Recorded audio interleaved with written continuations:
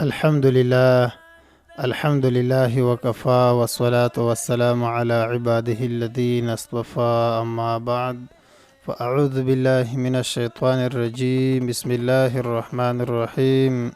فاسألوا أهل الذكر إن كنتم لا تعلمون. قال رسول الله صلى الله عليه وسلم: الصيام جنة ما لم يحرقها، او كما قال عليه الصلاة والسلام. د ولس غږ راډیو ډیرو خوږو او قدرمن اوریدونکو، السلام علیکم ورحمت الله وبرکاته.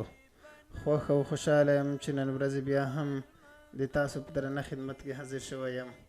ایله یم چې تر دې دمه به تاسو روغ او د صحت کلمه مو په تن وي.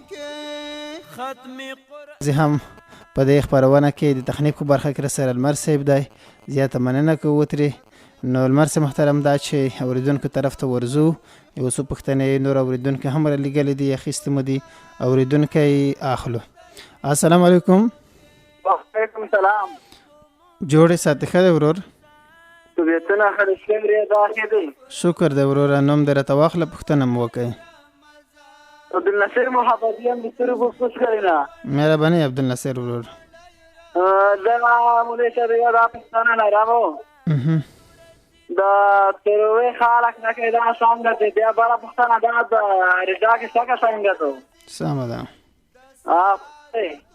سمه ده. دلواګي تند امتحان دی تشریف راوړی. نو یو ورور پوښتنه رالیږلې وه. پوښتنه په دې ډول باندې وه چې تکبیر اول تر کومه ځایه پورې دی، یعنې چې فضیلت یې ترې حاصل شي.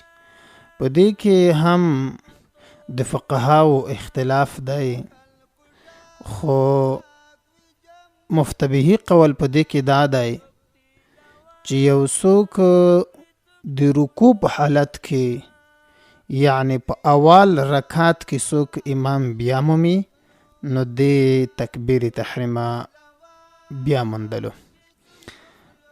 بله پوښتنه په دې ډول باندې وه چې که چېرته په لمانځه کې په اول رکوع ته کې سورت اخلاص ولولئ، بیا کوم سورت لوستلی شي که نه، نو بیا به د سورت اخلاص نه وروسته چې کوم دوه سورتونه دي، سورت فلق، سورت ناس، هغه تلاوت کولی شي. د دې نه مخکې به یې نه تلاوت کوئ. خو رکوع سجدې سمه طریقه کوم ډول کېږي؟ رکوع هم داسې باید وکړي چې د شو سره یې سار بروبار وي او رکوع په حالت کې وي. درې وره آرام سبحان ربی الاعلی سبحان ربی الاعلی ویلی شي، او د همدا ډول سجده هم په آرام سره باید وي. او بله پوښتنه په دې ډول باندې وه چې که چېرته یوه حامله ښځه د روژې د نیولو توان نه لري، ډاکټر اجازه ورکړي، بالکل د حاملې ښځې دپاره، د تی ورکوونکې ښځې دپاره، دواړو دپاره روژه خروج جایز دی. که حامله ښځه هم د حمل د وجې نه کمزوري کېده یا حمل ته توان رسېدو، نو بیا د حاملې ښځې دپاره د روژې خروج جایز دی. یا هغه ښځه چې ماشوم وړوکی پسې وي او د روژې په نیولو سره په دې کې شیدې کمیږي او ماشوم په دې پسې وږی کېږي، نو بیا هم د دغې ښځې دپاره هم تراویح حتما کوئ. نور اضافه نوافل چې نه وي، نو تراویح خو که سنت دی، دا خو به خامخا کوئ. روژه یا رمضان په دې نام باندې نه چې یوازې سړی ځان د خوراک او د څښاک نه بند کړي بس چې ما روژه ده. رمضان کې باید هغه اعمال ترسره کوي چې د هغې په ترڅ سره تاسې په خپل رب باندې ځانونه ومنئ او خپل رب رحمت تاسې خپل ځان طرف ته جلب کوي او د خپل رب رضا حاصله کوي. نو تراویح خو بیا خامخا حتما کوئ ضرور. او بله پوښتنه دې په دې ډول باندې وه چې چکه باندې روژه څنګه کېږي؟ که پیسې نه پکېږي د همدغسې کوي، خو دا یو عباس کور دی، لکه نه یې دنیوي ګټه شته نه یې اخروي ګټه شته، نو عباس کور دی. که پیسې پکې ښولی کېږي بیا خو قمار دی، کبیره ګناه ده. خو که پیسې نه وي دغسې ستیرې وي، بیا هم عباس دی، او هر عباس کور چې دی هغه څنګه دی ناجایز دی.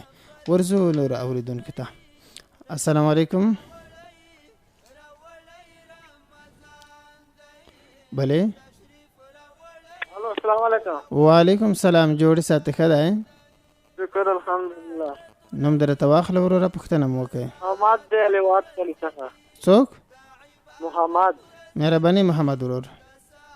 پوښتنه مې دغه ده چې د تهجد نفل څومره اندازه یې څومره ده چې وشي، او بله پوښتنه دا چې د نکاح یعنې چې ډېر ثواب لري په رشا کې هغه کوم عمل دی؟ سمه ده.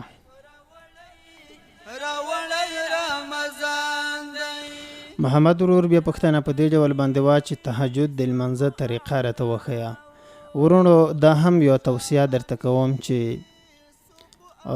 تهجد ته یعنې د شپې په وروستنۍ حصه کې خاص هم په شنمي ته جګېږئ، خامخا پټ شمای خورئ. نو کله چې سړی د خوب نه ځون بیدور کړي جګ شي نو بیا دغسې ویده کېدل په کور نه دي. پټ شمي نه وروسته څوک چې ویده شوي دي هغې نه د سهار لمنځونه بیا پوته شوي دي. کوشش دا وکئ چې پټ شمي نه وروسته بیا توسې کله پټ شمي ته جګ شئ اوداس وکئ، او کله مو چې اوداس وکړلو بیا الله پاک ته په لمنځه باندې ودرېږئ. 2 رکعته وي، 4 وي، 6 وي، 8 وي، ان تر 12 رکعتونو پورې څومره چې تاسې توان طاقت او قدرت وي هغه ادا کوي. دې وخت کې الله پاک د مؤمن دعا نه رد کوي. حدیث کې راځي د شپې په وروستنۍ حصه کې الله پاک د دنیا اسمان تر کوزیږي او یې ملایکې ته فرمایي ینادي 3 مرات، اعلان وکړه 3 وره د مو بندګانو ته، هل من سائل، آیا څوک غوښتونکی شته چې د خپل رب نه څه وغواړي، فاعطیه الله پاک یې ورکړي. هل من مستغفر، آیا څوک عفو غوښتونکی شته چې د الله نه عفو مغفرت او بخشش وغواړي، فغفر له الله پاک هغې ته مغفرت وکړي. هل من تائب، آیا څوک توبه ایستونکی شته چې په خپل جرم باندې خپل رب ته توبه وباسي، فاتوب علیه الله پاکی توبه قبول کی. نو تهجد لمونځ هم د نورو نافلو په قسم کیږي. که تهجد یو نه کوم ستونزه نشته، 2 رکعته لمونځ کوم په دې خزر وخت، یا 2 رکعته نافل لمونځ کوم په دې خزر وخت، یا 2 رکعته تهجد نافل لمونځ کوم په دې خزر وخت. محمد کعبه دی شریفی پلری. او دویم پوښتنه دا و چې روژه کې کوم عبادت زیات ثواب لري؟ عبادت ډیر دی ورونو، خو نبی اسلام فرمایي روژه کې تاسې 4 اعمال په کثرت سره کوئ، ډېرې کوئ. 2 هغه دي چې په هغې باندې د تاسې نه خپل رب رضا کېږي، هغه لا اله الا الله زیاتیایئ. 2 استغفار زیاتیایئ، استغفر الله استغفر الله. او بل دا چې د جهنم نه پناه غواړئ او د جنت غوښتنه کوئ. ورځو بل اورېدونکي ته السلام علیکم. بله وعلیکم السلام. بل اوریدونکي اخلو. السلام علیکم. وعلیکم السلام. رغی جوړی مولوی صاحب. دی الله فضل د وروره چې تاسو راته جوړ وای، مهرباني وکړئ نوم مرته واخلئ. امي غلام د حسنه. مهرباني سم مولا ورور. مولوی صاحب لومړی پوښتنه مې دغه ده، ځینې خلک وایي چې څوک ډېرې رښتیا ته الله بخښنه نه کوي. دوهمه پوښتنه مې دغه ده چې د قیامت د غضب نه خلاصون نه ورته دعا یې یوه کار ته تکرار کړي. د جمعې په ورځ مې غوښتنه کړې وه. سمه ده. غیبتونو نانماتو لغیبتو. ښه نو سمیع الله ورور بیا پوښتنه په دې ډول باندې وه چې ګیره خریلو کوونکي ته ځینې خلک وایي چې خدای بخښنه نه کوي. الله تعالی په خپل کلام پاک کې صفا خبره خلاصه کړې ده. ان الله لا یغفر ان یشرک به ویغفر ما دون ذلك لمن یشاء. الله پاک یې نه معاف کوي هغه څوک چې هغه د ایمان څخه وروسته بیا مشرک شي، د الله پاک د ذات ترڅنګ بل مخلوق خدای پاک ته په خدایي کې شریک وګڼي. ویغفر ما دون ذلك لمن یشاء، باز بخي د دې نه پرته هر ګناه چې الله پاک خوښ شو. ورونو د ګناه په وجه باندې به انسان ته داسې نه وي چې تو ته خدای عفو نه کوي، تو ته خدای بخشش نه کوي. هیڅ داسې انسان نشته په ځمکه باندې چې هغې نه د خطا نه وي شوي، هغې نه د ګناه نه وي شوی. انسان نه به خطا کېږي، انسان نه به ګناه کېږي، خدا چې څوک په خپل خطا باندې توبه وبسي ګناه پرېږدي دا د خدای تعالی په نسبت باندې محبوب خلق دي. نه یوازې دا چې الله پاک هغې ته هغه خطا او ګناه معاف کوي بلکې د هر ګناه په بدل کې الله پاک د انسان په عملنامه کې یوه نیکي لیکي. نو د ګناه په وجه خلک تاسې د خدای د رحمت نه مانه امیده کوئ. دویمه دعا غوښتې وه. هغه دعا داسې وه چې امام ابو حنیفه رحمه الله یو کم سل وره الله پاک په خوب باندې ولیدلو او بیا یې فکر ووی چې که چېرته سلام ورزه خپل رب په خوب کې ووینم نو زه به بیا د الله پاک نه پوښتنه کوم چې الله هغه کوم څه دي چې د هغې په وجه باندې به د قیامت په ورځ د تو بنده د تو د عذاب نه خلاصېږي. او کله چې الله تعالی سلام ور هم په خوب کې ولیدلو نو بیا الله تعالی ته ووی چې الله تو مؤمن بندگان به د تو د عذاب نه د آخرت په ورځ په څه باندې خلاصېږي. هغې وی ته وایي څوک مخوم او مسخوتان مخوم او ګیز دغه دعا یایي هغه به د مو د عذاب نه په امن کې وي. شمیلي کلی دي ورونو. سبحان الابدي الابد سبحان الواحد الاحد سبحان الفرد الصمد سبحان رافع السماء بغير عمد سبحان من خلق الخلق فأحصاه عدد سبحان من قسم الرزق ولم ينس أحد سبحان من بسط الأرض على ماء جمد سبحان الذي لم يتخذ صاحبة ولا ولد سبحان الذي لم يلد ولم يولد ولم يكن له كفوا أحد. خدای دې وکړي چې هماغه ډول مو تاسو ته تکرار کړی وي او تاسو هم زده کړي وي. ورځو بل اورېدونکي ته السلام علیکم. وعلیکم السلام. جوړې په خیر مهرباني وکړئ. شکر دې زه پوښتنه لرم لایسه. ښه مثلا دا چې یوه ښځه وي چې غی کړی او دی کړی د خاوند په پروژه کې خبرې کړای شي چې خبره به سره کې په وظیفه کې راغی. نه نشي کړلی خبرې بې ضرورته به خاوند د ښځې سره ښځه به خاوند سره چې روړلې نه وي بې ضرورته خبرې جامې خلکتنه دا که په رژا کې وي که دا بغیر د رژې نه په ټولو حالاتو کې ناجایز دي. دا ډېر بد عواقب لري په آینده کې. ورځو بل اورېدونکي ته السلام علیکم. وعلیکم سلام. مولوی صاحب ته تخنیکر ته سلامونه سره روغ او جوړ به وي په سوار رژیم مدګار د خیر. وعلیکم السلام. ډېره مننه ورور چې تاسو راته جوړ وای نو مرته واخلئ. او مننه مولوی صاحب.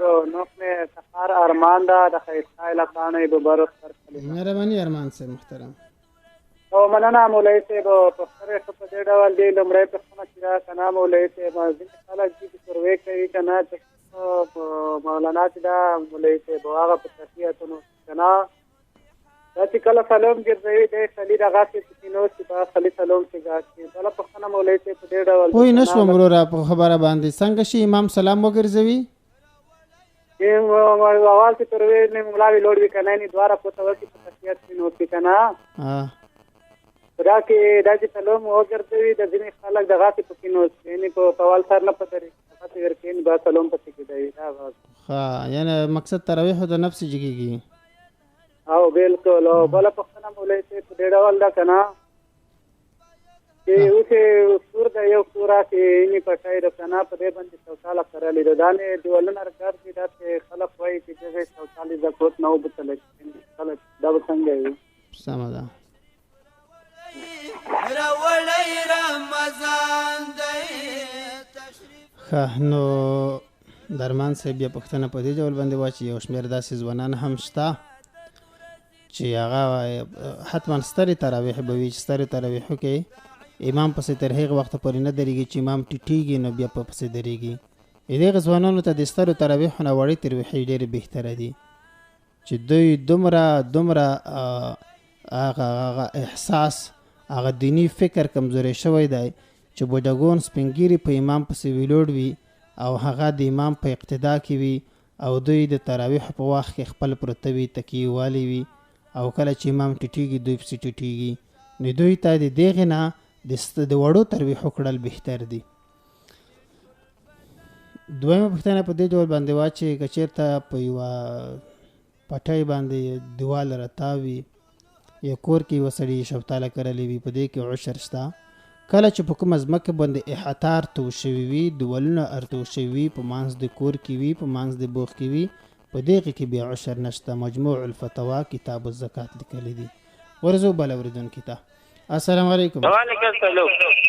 ورور د رادیو आवाज د ټیټ کا نوم درته واخله. خاړی کې پریش ولا بل اوریدونکو اخلو. السلام علیکم. بله ها بل اوریدونکو اخلو. السلام علیکم. وعلیکم السلام. ورته تخنیکر ټول ټول اوریدونکو ته سلامونه لیکي خلی وړاندې کوم په دې هله چې روغ جوړ بو او د رجې په زمرد متذر د مخر رسولي. وعلیکم السلام. ډیر مننه ورور چې تاسو راته جوړ وای. مهرباني وکړئ نوم مرته واخلئ. مننه مولوی صاحب محترم حضرت الله مخلص سره پلین کیا محمد برکت څخه. مهرباني مخلص صاحب. مولوی صاحب درم دې پښتنې لارم لمړی پښتنه په دې ډول دا چې په سیروم باندې رجات ته کوم ځان رسېږي رجات متګي کنه. ها دویمه پښتنه په دې ډول دا چې مسواک واخلو او د مشروم په خپلوالو باندې ورچې ته کوم ځان رسېږي. سم ده. نو مخلص صاحب بیا پښتنه په دې ډول باندې واچو روژه کې سیرون یا ستن سړی والی شي. دا مسله زده کوي ورونو. ډېره دغه مسله مو تاسو ته په رادیو لارې هم کړي دو. کله چې یو انسان مریض شو ستونزه وه د مریضۍ د واجې نه هر ډول ستنې وال جایز دي.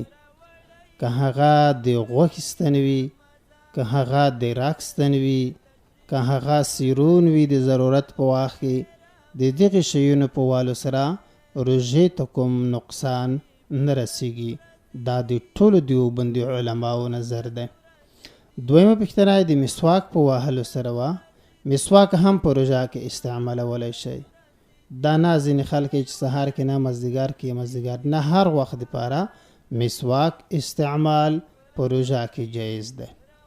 او د ماشوم ښکلول که خپل ماشوم دی وي په شهوت سره نه وي د مینې د محبت د وجې نه ښکلوي نو پروا نه کوي ښکلول یې جایز دي. ورځو بل اورېدونکي ته السلام علیکم. وعلیکم السلام مولوی صاحب محترم. جوړې ساتې ښه ده وروره. شکر چې تاسو نوم درته واخله پوښتنه دې وکړې ورور. سید رؤف ورور مهرباني وکړه. مولوی صاحب لومړی پوښتنه مې دغه ده چې یعنې سړی څلوېره کوټه فرض لمونځ کو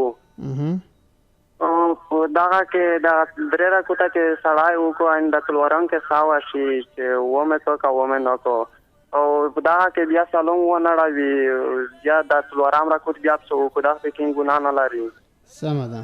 او بله پوښتنه مولوي صاحب لرم.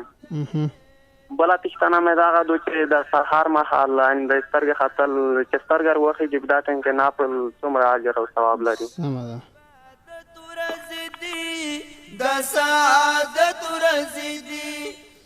سید رؤف ورور بیا پوښتنه په دې ډول باندې وا چې که چېرته یو څوک په لمانځه باندې ولاړ و 3 رکعته یې کړي وي په دې کې شکمان شي چې 3 مې وکړل که 4 مې وکړل. که چېرته د عذر اوال وي ډېر نه وي ته پوښېدو ښه دا ده چې سهار نه لمونځ وکړي او که نه وي کوم طرف ته چې غالب ګمون وي په هغې باندې د عمل وکړي. که ګمون یې هم یوه طرف ته هم غالب نه و نو بیا به په کام نه عمل کې. کام دا معنی چې یې چې 3 مې وکړل که 4 مې وکړل بیا به 3 شمروي یو به بلا وسره کې خو په اخر کې به سجده د سهو هم وسره وبسي. ا دویمه پوښتنه د اشراق د لمنځه و د لمر خطه یا د سترګې د لمر خطه په وخت کې کله چې سترګې وروخېږي د سترګې زیړوالی ختم شي دغه وخت کې 2 رکعته سړی اشراق نفل وکړي. نبی اسلام فرمایي څوک چې د سهار لمونځ وکړي بیا په همغه عاجزي باندې کښېني دنیوي خبرې ونه کړي دنیوي کور بور ونه کړي تر هغه وخته پورې چې د لمر سترګه اروخېږي او 2 رکعته اشراق لمونځ وکړي. الله پاک به دغه انسان ته د یو قبول حج او د یوې قبول عمرې ثواب ورکړي. ورځو بل اورېدونکي ته السلام علیکم. وعلیکم السلام. مولوي صاحب خو چې زړه ناراضه کېږي بیا چېرې کوې؟ څنګه؟ چې د خاوند نه ناراضه کېږي چې د خبرې نه پرېږدي بیا چېرې کوې؟ دلواقي تندي امتحان دی تشریف راوړی راوړی رمضان دې برخه کې فقهاو داسې لیکلي دي دا باندې خو پوهېږو چې کله چې یو سړی د کومې ښځې سره نکاح وکړي موږ ته ثلث ویناوي ته دا وشي ښځه په دې خبره وي چې پلونکی مته کړی دی یو سړی هم په دې خبر وي چې پلونکی مته کړی دی شهیدون هم کې نسب نکاح شوی دی خو د بې ضرورته ډېرې خبرې داسې کېږي فقهاو د دغې زیانونه داسې لیکلي دي چې ډېری وخت حتی د ډېر تمسونه ډېرې خبرې په دې باندې تمومې شي چې مخکې د هغې کور ته د راوستو نه خاوند د هغې سره کوروالا وکړي او حتی هغه حمل وخلي وروسته خاوند د کوروالا نه د نزدېکت نه انکار کوي نو هغه د زنا د تهمت لاندې روشي نو په دې اساس باندې بې ضرورته زیاتې خبرې کول په ټلیفونه کې ورسره جایز نه دي که یې خاوند نه دي سره منې وي ته وایه چې ته د یوه دیني عالم نه پوښتنه وکړه په شرعي لحاظ باندې دا ډول کړن د موږ څه دپاره ناجایزه ده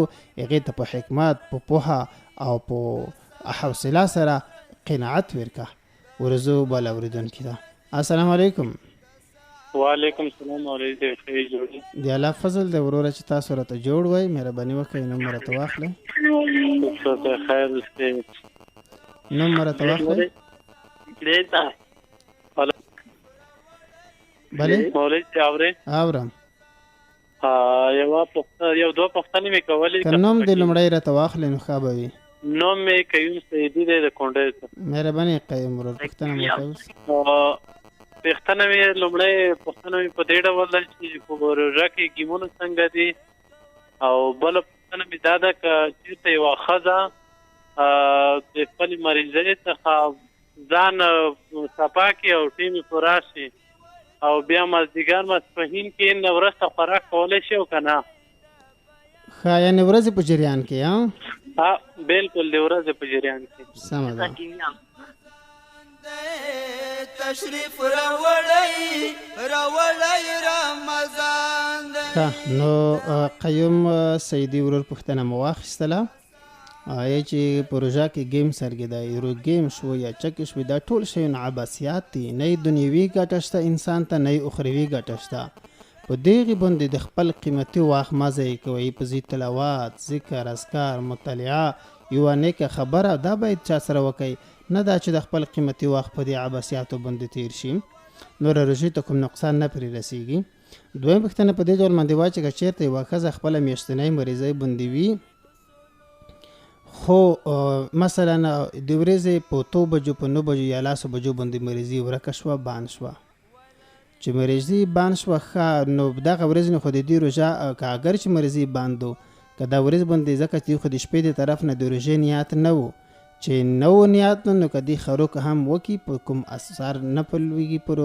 رمضان باندې یعنی کوم شی اضافه په دې باندې نه لازمیږي د همدغې ورځې روژې قضایي به راوړي نو که خوراک وکړي هم کوم ګناه نه ده یا مثلا کومه زنانه ده میاشتنۍ مریضي په روغله مازدیګر ټیم و او یا مسپښین وخت و نو کله چې میاشتنۍ مریضي په روغله روژه یې موته شوه روژه چې موته شوه نو د روژې د ماتېدو نه وروسته بیا کړلی شي چې خوراک او چښوک وکړي ورځو بل اورېدونکي ته السلام علیکم وعلیکم السلام علیکم محترم خیر جوړې خیر د الله فضل د وروره چې تاسو راته جوړ وای مهرباني وکړئ نوم راته واخلئ ابراهیم یم خوستی یم د خیبرپور له مهرباني خوستی صاحب بله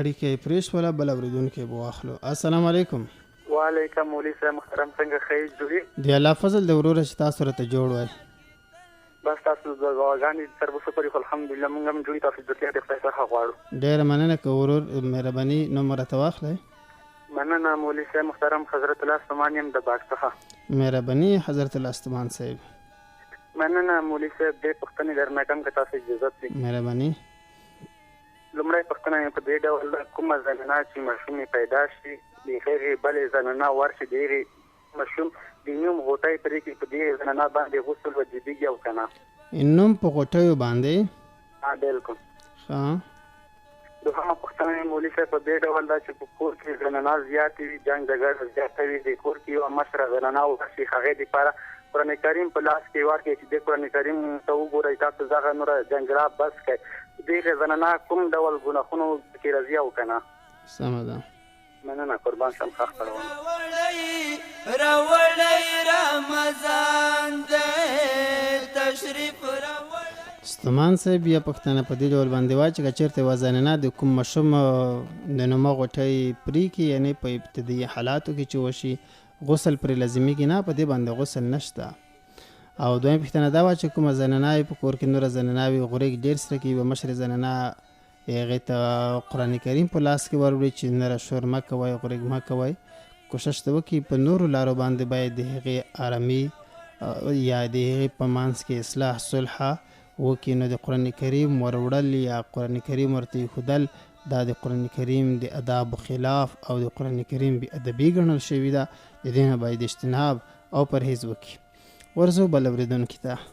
السلام علیکم. وعلیکم السلام خیر جوړي. شکر دی وروره چې ته راته جوړ وې. د راډیو اواز دې ټیټ کړه، نوم دې راته واخله. اوس سم شو. مهرباني. مننه. ابراهیم نوم مې ابراهیم رحماني دی د خانو څخه ښکلې سیمې څخه. مهرباني ابراهیم احمدي صاحب. مولوي صاحب پوښتنه مې په دې ډول ده چې یو مور او پلار دواړه توصیه درته وکړي، یعنې پلار دې یو کار درته وښایي چې دا که به کوې، مور دې درته ووایي چې نادابه نه کوې. داسې ته وایي د کوم یو خبره ووایي داسې مسلې سره چې سړی مخامخ شي. سمه ده. او دویمه پوښتنه مې په دې ډول ده که حال دې نه کړم مولوي صاحب پروا نشته، خو دا پوښتنه بل ته رانه کړې ده چې هغه شي د دنیا ختم شي، یعنې هغه شي د جنت سیم دي وي. سمه ده. د سعادت ورځې دي دلواګي. ښه نو احمدي صاحب پوښتنې په دې ډول باندې وایي چې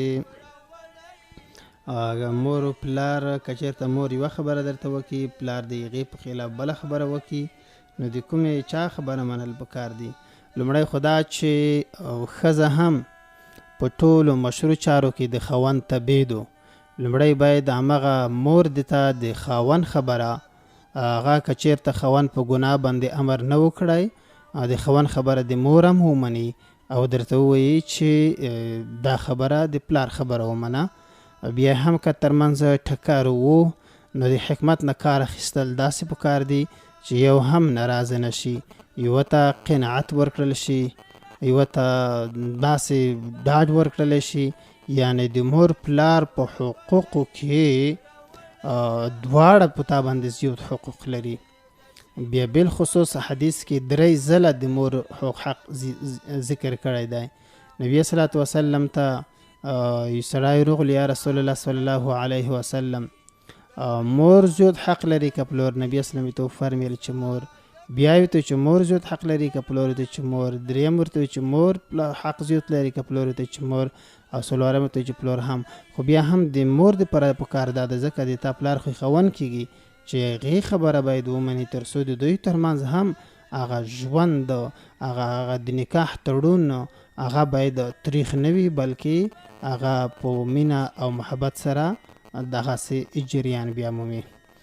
ورځو بل اورېدونکي ته. جنتونه چې دي دا په دنیا کې نه دي، جنتونه دا لوړ پورته دي په اسمانونو کې. ورځو بل اورېدونکي ته. السلام علیکم. سلامونه تعالی علیکم. سلام علیکم شیخ دې رنګ تر جوړ. ډېره مننه. مهرباني وکړئ پوښتنه مو. مننه مې کتله خلک نه راته ورځي سره پړې کې پوښتنه په دې ډول تر وخت مستوي نه بیا مقتدی امام څخه پوښتنه وکړه چې موږ تخیل سره کوي ورسوي ته سلام نو بیا د نو ورته ورته دا سنت چې پاتې چې په موږ کې کوم ګناه نه راځي دې په اړه معلومات راکړي. سمه ده.